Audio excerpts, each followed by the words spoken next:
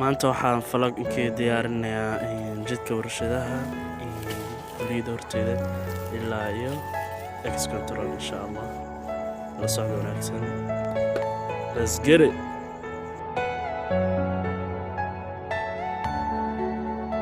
teeda kale wadada waxaa ka muuqata burbur aad u baahsan weli dayactirka ma soo gaarin insha Allah mar dhow waxaan rajaynayaa in la dayactiro doono.